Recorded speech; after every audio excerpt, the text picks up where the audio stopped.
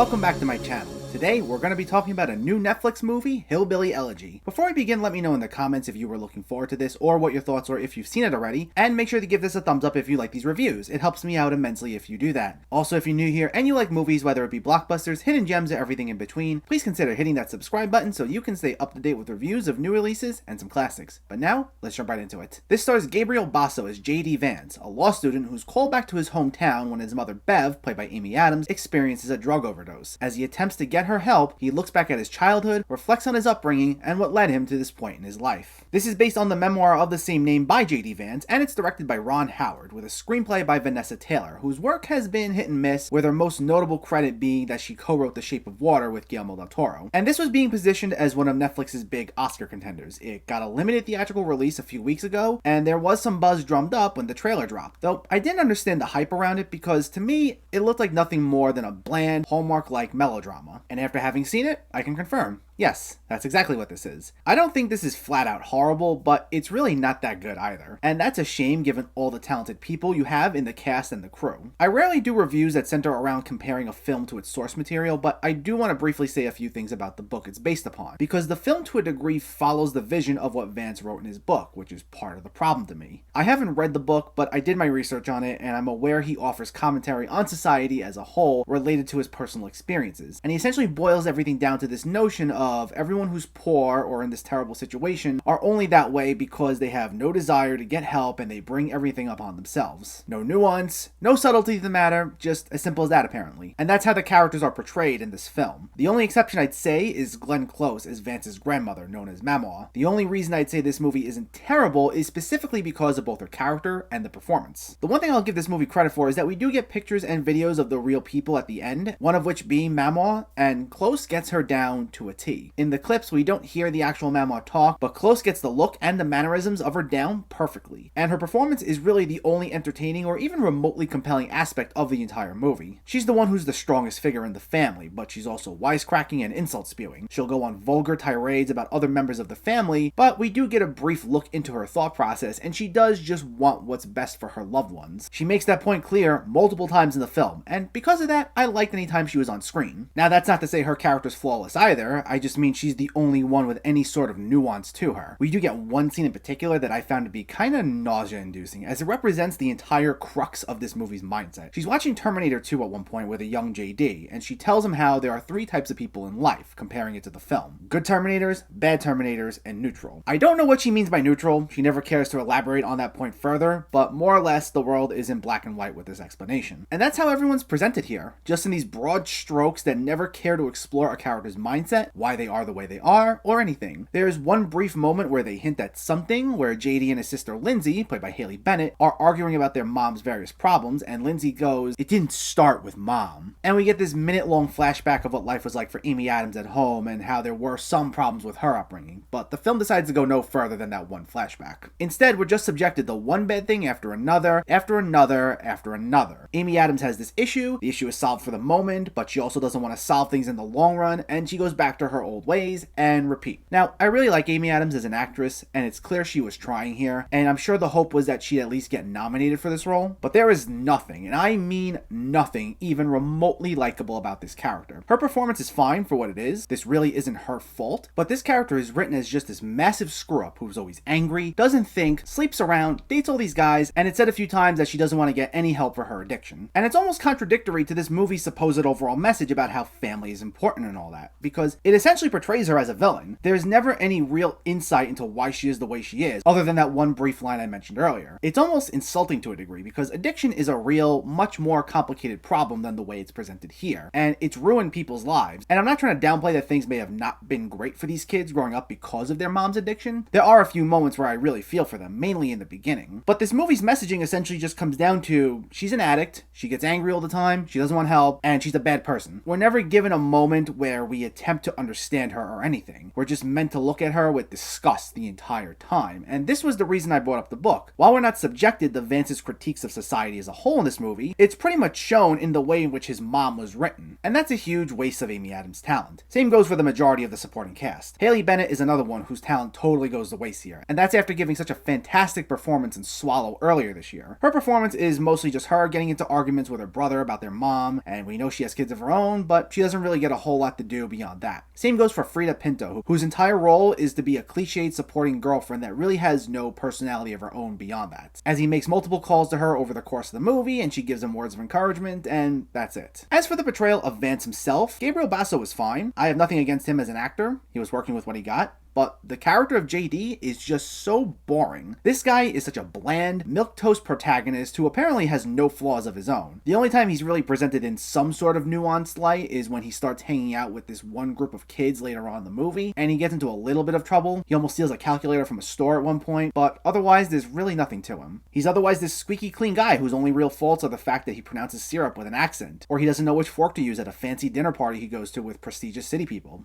You know, because he's from the country. So he wouldn't know. Cute. The film mentions the American dream at one point, in that same scene actually, and tries to give off this image like it's presenting us with this slice of Americana, like a look into simpler times or something, but this film takes a simplistic approach to what are really complex issues, and it presents itself more like it's this look at life from 50 years ago or something, but it's based on a book from 2016, and is about life in the 90s, and that to me just indicates that this movie is woefully out of touch. This was just a total misfire. It's really nothing more than a bland, boring melodrama that takes a look at complicated issues such as addiction and tries to view them in simplistic terms, but in the process villainizing the people going through said issues. It's a fairly one-dimensional film, with the only really enjoyable aspect being Glenn Close's performance. While this is made up of a talented cast and crew, it's a total waste of said talents, so you can totally skip over this one. Hillbilly Elegy gets a 4.5 out of 10. So let me know, did you see Hillbilly Elegy, or are you planning to see it, and what were your thoughts? Did you like the performances? Did you enjoy the story? And what's your favorite movie with Glenn Close? Let me know in the comments below. If you enjoyed this video, please like it and share it, and for more movie reviews and film discussion, please make sure to hit that subscribe button to stay updated. Thanks for watching everyone, and I'll catch you next time.